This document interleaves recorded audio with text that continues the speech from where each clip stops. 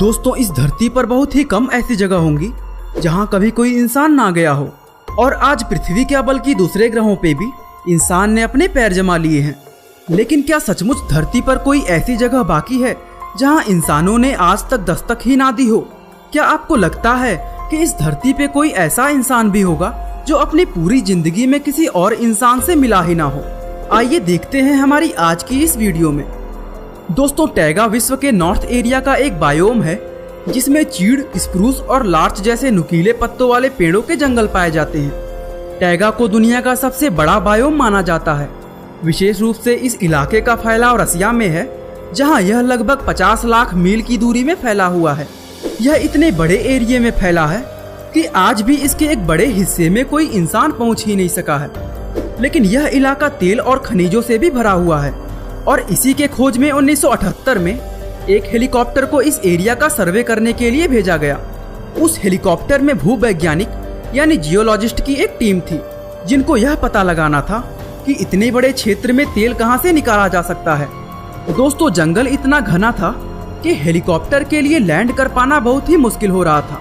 लेकिन जैसे तैसे करके पायलट ने हेलीकॉप्टर को एक संकरी सी घाटी में उतार दिया और इसी वक्त पायलट ने पहाड़ी के ऊपर बागीचे जैसा कुछ देखा। यह देखकर उसे अपनी आंखों पर यकीन नहीं हुआ, क्योंकि वह एक ऐसी जगह थी जहां किसी का भी पहुंच पाना लगभग नामुमकिन था। और इसलिए उसने काफी देर तक हेलीकॉप्टर को उस जगह के आसपास घुमाया। उसे वहां पर खेत भी दिखाई दिए। इसके बाद हेलीकॉप्टर वापस बेस कैंप पर आ गया। दोस्तों, भूवैज्ञानिकों ने वहां जो कुछ भी देखा उसको लेकर वो बहुत चिंतित थे, क्योंकि वह इलाका किसी भी शहर से बहुत दूर था और कोई भी उस इलाके के बारे में कुछ नहीं जानता था। और ऐसे में वहां पर किसी अजनबी इंसान से मुलाकात खतरे से खाली नहीं था। हालांकि काफी सोच विचार के बाद टीम ने वहां जाकर खोजबीन करने का निर्णय लिया। उन्होंने अपने बैग में खाने पीने का सामान रखा और साथ ही अपने सुरक्षा के लिए लोडेड पिस्टल भी रखी और फिर हेलीकॉप्टर की मदद से उस जगह से कुछ दूरी पर उतरकर आगे बढ़ने लगे। दोस्तों, थोड़ी दूर आगे बढ़ने के बाद ही उन्हें वहां किसी इंसान के होने के सबूत मिलने लगे। उन्हें एक नदी बहती हुई दिखाई दी और उसके ऊपर एक टूटा फूटा पुल भी दिखाई दिया। उस पुल की मदद से उन्होंने नदी को पार किया और आगे बढ़ने लगे। इसके बाद उन्हें एक छप्पर दिखाई दी जिसके नीचे उन्हें पेड़ों की छाल में लिपटे हुए आलू मिले। यह सब कुछ देखकर उन्हें विश्वास होता जा रहा था कि यहाँ आसपास कोई इंसान जरूर है। वे और आगे बढ़े तो एक झोपड़ी दिखाई दी, जिसके पास जाने पर उन्होंने देखा कि झोपड़ी बुरी तरह से टूटी हुई है और उसके ऊपर पेड़ों की छाल, पत्तियां और डालियां भरी पड़ी हैं। देखने से वह झोपड़ी बहुत ही पुरानी लग रही थी, क्योंकि उसकी लकड़ियां काली पड़ गई थी। तभी अचानक से दरवाजे के चरचराने की आवाज आई और जब दरवाजा खुला तो एक बहुत ही बूढ़ा आदमी झोपड़ी से बाहर आया। उसने अपने तन पर फटे हुए कपड़े पहने हुए थे और वह नंगे पैर था। उसके बाल बिखरे पड़े थे और उसके दाढ़ी काफी बड़े हुए थे। वो भूवैज्ञानिकों की टीम को देखकर सहम गया और उसे डरा हुआ देखकर टीम के एक व्यक्ति ने उसे नमस्कार किया और कहा कि वह उससे मिलने आए हैं। इस पर बूढ़े आदमी ने जवाब दिया कि जब आप इतनी दूर आ ही गए हैं तो अंदर भी आ जाइए। भूवैज्ञानिकों की टीम ने संकोच के साथ झोपड़ी के अंदर कदम रखा। उन्होंने देखा कि झोपड़ी की फर्श आलू और फलों के छिलकों से भरी पड़ी है। साथ ही उसकी छत सड़ी हुई लकड़ियों पर टिकी हुई थी। झोपड़ी में एक छोटी सी खिड़की भी थी जिससे थोड़ा बहुत उजाला अंदर आता था और झोपड़ी के कोने में एक जगह पर आग जल रही थी, जिसका धुआं छत के एक छोटे से छेद से बाहर जा रहा था। झोपड़ी के अंदर उस बूढ़े आदमी का परिवार भी था, जिसमें उसकी 2 बेटियां और 2 बेटे शामिल थे। वे सभी बाहरी इंसानों को देखकर बहुत डर गए थे।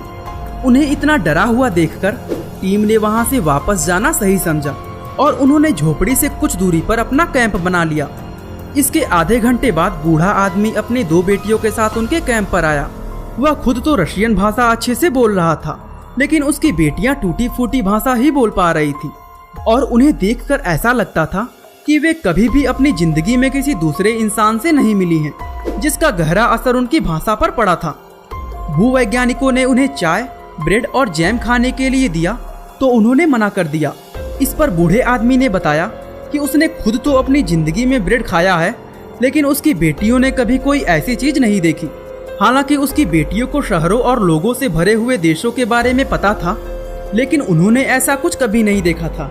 शिक्षा के नाम पर उन्होंने सिर्फ कुछ धार्मिक किताबें पढ़ रखी थी, और जब वैज्ञानिकों ने उन्हें एक घोड़े का फोटो दिखाया तो वह उसे पहचान तो गई, लेकिन उन्होंने बताया कि ऐसा कुछ भी चीज उन्होंने सामने से नहीं देखा।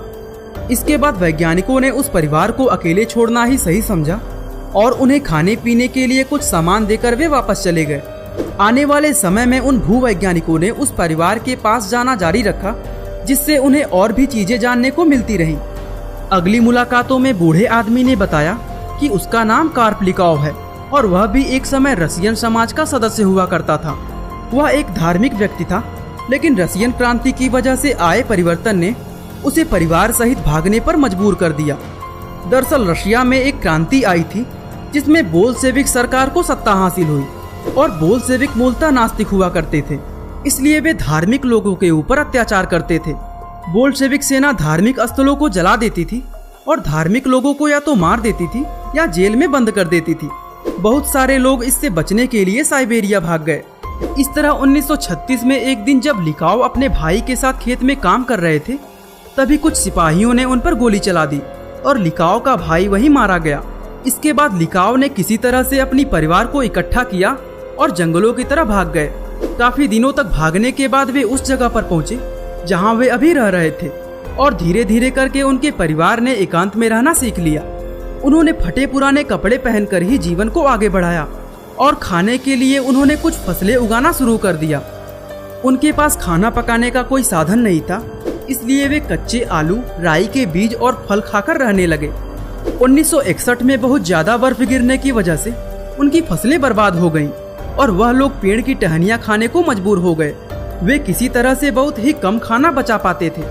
अपने बच्चों को भूख से बचाने के लिए उनकी माँ यानी कि लिकाओ की पत्नी ने खाना पीना छोड़ दिया, जिसकी वजह से उनकी मृत्यु हो गई। इस दुर्घटना से वह परिवार धीरे धीरे करके उबर गया और उन्होंने फिर से जीना शुरू कर दिया। उनकी दुर्दशा के बारे में जानने के बाद भूवैज्ञानिकों ने लिकाओ के आसपास जाना बढ़ा दिया और उनकी मदद से यह परिवार बाहर की दुनिया को थोड़ा बहुत जान पाया। दोस्तों, उस परिवार को यह तक नहीं पता था कि दूसरा विश्व युद्ध हो चुका है और इंसान ने अपने पांव चंद्रमा पर भी रख दिए हैं। लिकाओ का छोटा बेटा दिमित्री और छोटी बेटी अगापिया जल्दी ही वैज्ञानिकों के दोस्त बन गए। दिमित्री अक्सर उनके कैंप तक जाया करता था और वहां पर नई नई टेक्नोलॉजी को देखकर आश्चर्य से भर जाता था। लिकाओ के बड़े बेटे और बेटी की किडनी फेल होने की वजह से उनकी मृत्यु हो गई, और उनकी किडनी फेल होने की वजह थी उनका खराब खाना। इसके कुछ ही दिन बाद छोटे बेटे दिमित्री का भी निमोनिया से मौत हो गया। उसने कभी भी बाहर की दुनिया नहीं देखी थी और इसलिए उसका इम्यून सिस्टम निमोनिया के इन्फेक्शन को बर्दाश्त नहीं कर पाया। अंत में 16 फरवरी 1988 को लिकाओ की भी मृत्यु हो गई। उसके बाद परिवार में अकेली बची अगापिया को वैज्ञानिकों ने वापस शहर चलने को कहा, लेकिन उसने मना कर दिया और वो पहाड़ों के बीच रह गई जिन्हें वह बचपन से जानती थी।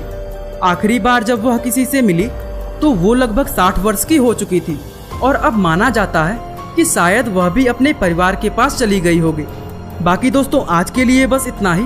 उम्मीद है आपको यह वीडियो काफ़ी पसंद आई होगी, और दोस्तों ऐसी ही इंटरेस्टिंग वीडियोस को लगातार देखने के लिए हमारे चैनल को लाइक, शेयर और सब्सक्राइब करना बिल्कुल ना भूलें। आपका बहुमूल्य समय देने के लिए बहुत बहुत धन्यवाद।